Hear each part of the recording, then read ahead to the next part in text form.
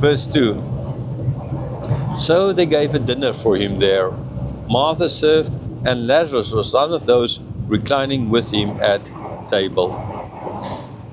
Right. So in the other Gospels, we know it was not at the house of Lazarus, it was Simeon's house. It could have been a neighbor, another rich person, who, because of this miracle that happened to Lazarus, now gave this big coming back from the dead party kind of idea, right? It kind of makes sense. It kind of makes sense that people will do something like this, okay? And so not at the house of Lazarus itself, because that would be after you've been dead for a while and all of these things. No, sure, it was not the next day after his resurrection. But anyhow, maybe there's something they planned for a while to celebrate this coming back from the dead. And so they did it in somebody else's house. Because this we see from the other Gospels. In this Gospel, we don't see that because it's not important to John. The where they did this is not so important, because the focus here is on what's going to happen there, right? Ultimately, which will lead Judas to go and betray Jesus. And so there they gave this dinner in this house, not stated which house. Martha was serving.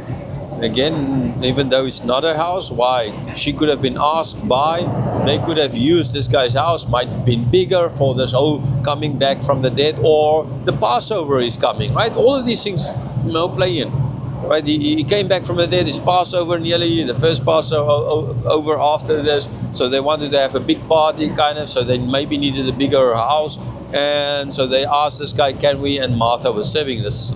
Okay, plain simple explanation for all of this.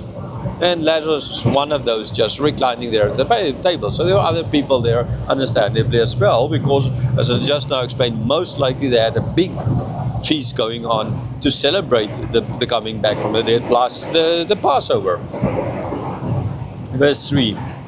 Mary therefore took a pound of expensive ointment made from pure nard, and anointed the feet of Jesus and wiped his feet with her hair. The house was filled with the fragrance of the perfume. Okay, so Mary then, as we see here, in the previous chapter it was already mentioned that Mary did this. Okay, but there I stated and I explained that this was something that she's only going to do in the next chapter, but now, because to put things into context, so exactly know who, what, where, or what, right, they mentioned it. So now it is happening. So she took this expensive ointment. She, ultimately poured it on Jesus, and she wiped his feet with her hair. And from the other Gospels, we know that she poured out the ointment on his head, right?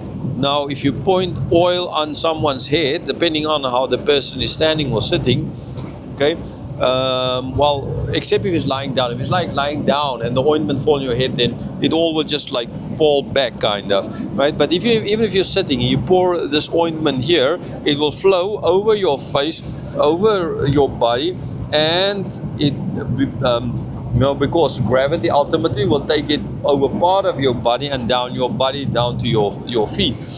So pouring enough out here will ultimately get to the feet. And so it's not again a contradiction or whatever, or this, it is just that here the focus is going to be on the feet, because in the next chapter Jesus is going to wash the feet of the disciples. So see the correlation, why the focus in this chapter, in this book, is on the feet, and we'll get back to the importance of the feet in the next chapter. Okay, and then yes, there's this whole house was filled with the fragrance of the perfume, right? So everywhere now they had this nice smell in the air, right? So for the whole house to be filled, either the perfume need to be very good, or there had to be enough of it so to make as well this smell. Verse 4.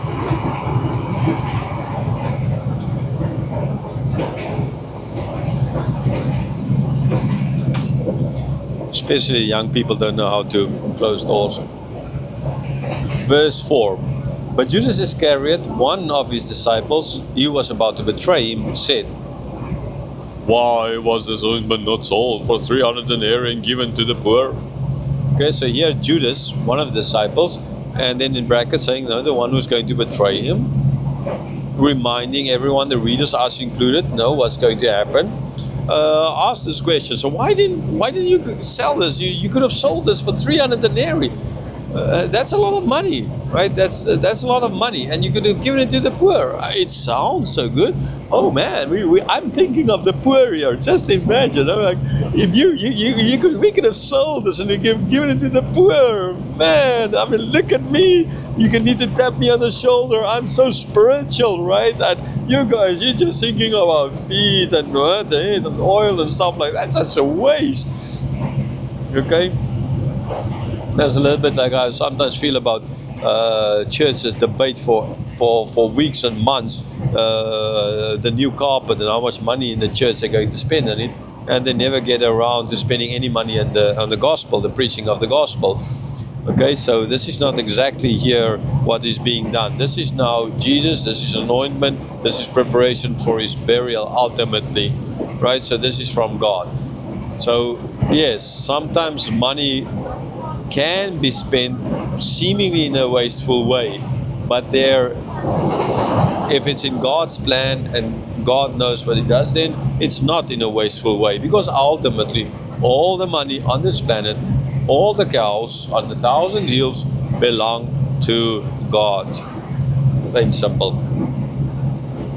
But yeah, he played this role as if I'm thinking of the poor here. We could have given this to the poor.